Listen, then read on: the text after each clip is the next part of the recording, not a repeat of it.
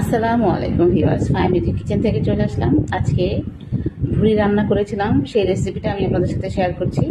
ভুড়ি সিদ্ধ হতে অনেক সময় লাগে, সেজন্য আমি ভুড়ির মধ্যে সব রকমের মশলা দিয়ে আদা রসুন বাটা, হলুদ গুঁড়া, মরিচের গুঁড়া, ধনিয়ার গুঁড়া, একটু জিরার গুঁড়া হালকা দিয়ে তারপরে এটা আমি সিদ্ধ করে নিয়েছি প্রেশার কুকারে, তা যাতে চটজলদি রান্না করা যায়। যদিও ভুড়ি জ্বালাতে জ্বালাতে অনেক মজা লাগে সেটা খেতে, কিন্তু আসলে এত সময় নেই হাতে, কারণ অন্যান্য কাজ থাকে। তারপরে আবার আমরা রান্না করি সিলিন্ডারে, তো সারাক্ষণ যদি জ্বালাতেই থাকি তাহলে সিলিন্ডারের গ্যাসের তো অনেক শেষ হয়ে যায়। গ্যাসের দাম বেশি, সিলিন্ডারের গ্যাসের দাম বেশি তিতাস গ্যাসের চেয়ে। তো অতএব আমরা তাড়াতাড়ি রান্না করার জন্য প্রেশার কুকারটা ইউজ করি, তবে সাবধানে ইউজ করতে হবে প্রেশার কুকার সবসময়।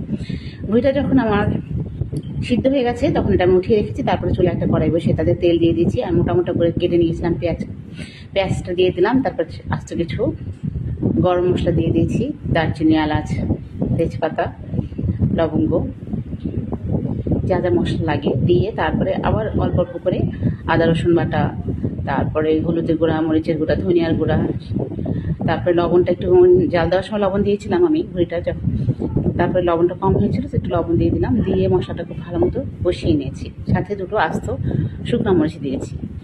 এরপরে এই যে প্রেশার কুকারে যে সিদ্ধ করে দিয়েছিলাম ভুঁড়িটা, সেটা আমি এই মশলার মধ্যে ঢেলে দিলাম।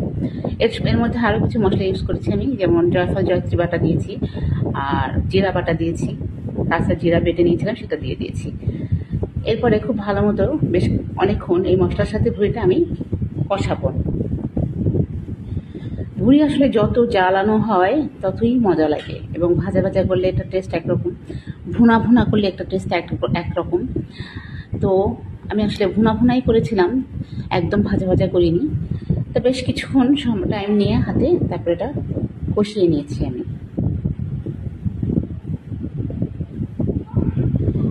কষানো হয়ে গেলে এর মধ্যে আমি 1 মগের মতো পানি দিয়ে দিয়েছি, যে মশলাটা জানি ভুঁড়ির সাথে ভালো মতো মিশে এবং ভুঁড়িটা আর একটু ভালো মতো সিদ্ধ হয়। তো এভাবে আমি ঢেকে অনেকক্ষণ রান্না করে, দেখেন ভুঁড়িটা এই পর্যায়ে এসেছে। এখন এটা আমি আবার একটা বাগার দিব। বাগার দেওয়ার জন্য পাশের চুলায় আমি একটা প্যান বসিয়ে তাতে পেঁয়াজ কুচি দিয়ে দিয়েছি তেলের মধ্যে, সেটা একটু হালকা লাল লাল করে ভেজে নিয়ে তারপরে ভুঁড়িটা আমি এর মধ্যে দিয়ে আর একটু মাখা মাখা করে তারপরে চুলা থেকে নামিয়ে নিয়েছি। তো ভিউয়ার্স, যদি আমার ভুঁড়ি রান্নার রেসিপিটা আপনাদের ভালো লাগে তাহলে অবশ্যই আপনারা আমার পাশে থাকবেন। আর দেখেন ভুঁড়ির কালারটা কত সুন্দর হয়েছে এবং খেতেও খুবই মজা হয়েছিল। এটা যদি আরও ভাজতে থাকেন একদিন দুদিন যদি ভাজা ভাজা করেন তাহলে আরও টেস্ট হবে, আরও ভাজা ভাজা হলে আরও অনেক মজা লাগে।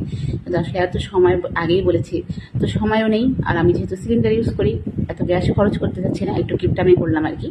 যাই হোক, এতক্ষণ ধৈর্য ধরে আমার সাথে ভিডিওটা আপনারা দেখলেন, সেজন্য আপনাদেরকে অনেক ধন্যবাদ। তো চলে যাই ভুঁড়ি খেতে। আপনারা ভালো থাকেন, সুস্থ থাকেন। আল্লাহ হাফেজ, আসসালামু আলাইকুম।